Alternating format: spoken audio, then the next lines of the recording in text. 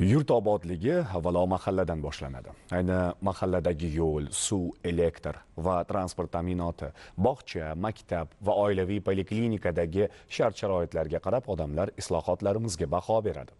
Mahalla infratuzilmasini tubdan yaxshilash orqali mamlakatimizni har tomonlama rivojlantirish, uning qiyofasini yanada go'zal va obod qilish ishlari davom ettiriladi.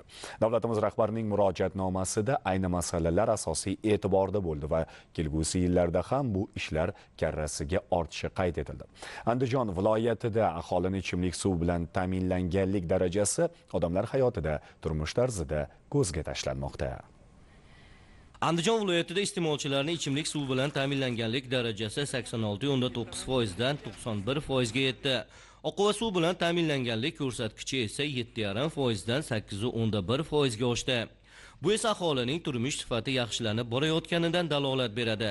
Yoki 2025-yilning o'zida 61 ta mahalla fuqarolar yig'ini hududlarida yashovchi 227 ming nafar aholi ilk bor markazlashgan ichimlik suv bilan ta'minlandi.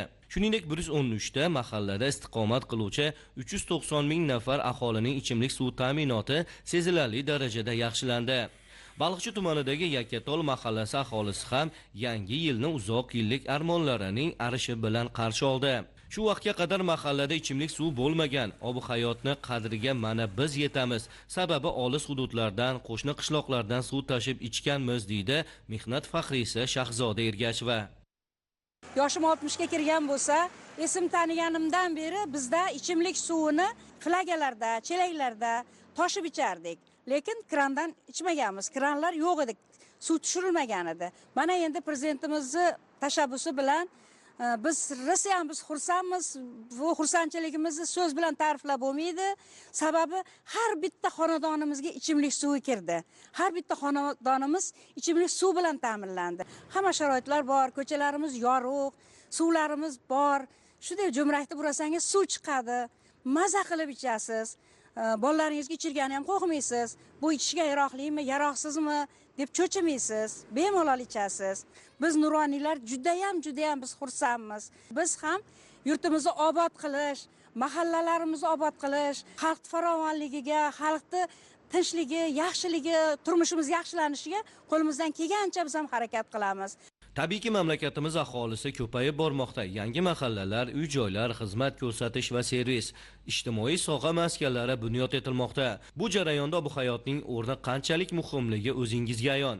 Har bir manzilga suv yetkazib berish, hisoblagichlar asosida iste'molchilar talabini qondirish asosiy masalaga aylandi.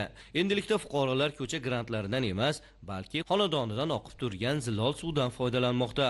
Bu ham turmush tarzi va yashash madaniyatining yil sayin yaxshilanib borayotganidan dalolat beradi. Hozirgi kunda Baliqchi tumanimizda 66 mahallamiz suvlashdi. Yakkatol mafiyamiz ilk bor suvlashdi. 12,5 kilometr suv tarmog'i, shunga yana qo'shimcha 3 kilometr tarmoq tortildi. Hozirgi kunda shu ishlar davom etyapti. Har bitta xonadonga toza ichimlik suv kirib bordi. Undan xalqi juda minnatdor. Yakkatol mahallasida 680 ta xonadon ichimlik suv bilan ta'minlandi. Prezidentimizning tashabbusi bilan juda ko'p joylarimiz suvlashib, tumanimizda ichimlik suv yetib bormagan joy qolmadi. 26-yil Baliqchi tumanida qayta ta'minlanadigan joylarimiz bor. Mahallalarimizda 85% suvlashgandi. Bundan yil boshida mana hozirgi kunga kelib, yil yakuni bo'yicha 87.2% ga chiqdi suvlashgan darajasi.